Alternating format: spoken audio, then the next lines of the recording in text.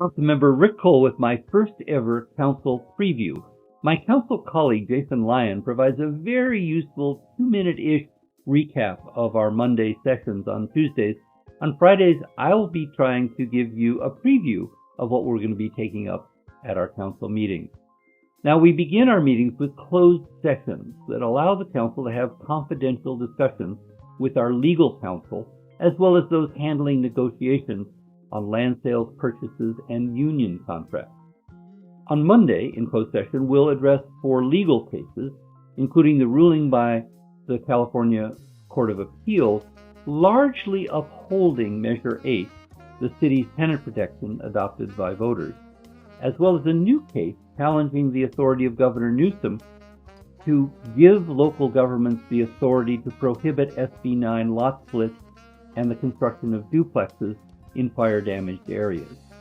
We'll also be considering instructions to our negotiators regarding upcoming union contract negotiations with the Pasadena Police Officers Association. When we convene in open session, we'll take up the consent calendar, which are a number of routine business items, usually handled with a single sweep motion unless a council member has objections or questions about a particular item. There are 12 consent items on Monday's agenda, including approving contracts for transportation improvements in downtown, landscape equipment purchases, a lease extension providing parking for city employees, and consulting services for a citywide active transportation plan. One item that may be of interest is a $739,000 contract for tree watering in response to the need to do a better job of helping newly planted street trees survive their first year of growth. Also on the open agenda is an authorization to enter into exclusive negotiations for development of housing on the former Kaiser Clinic site on North Lake Avenue. First announced nearly 3 years ago, this is a long-awaited step forward to actually see affordable housing, as well as health and mental health outpatient services at that location.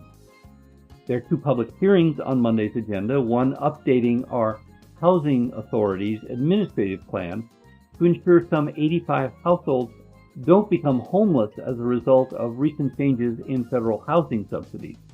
And there's also a public hearing on the appeal of the approval of a proposed single-family home in the Linda Vista Hills. The council will also be asked to approve the first major amendments in decades to the city's outmoded street tree master plan. I've been advocating for this since I served on the Planning Commission. The changes will provide more flexibility in selecting appropriate trees for parkway locations, and will be emphasizing drought-tolerant and native species that provide shade for a hotter and drier future.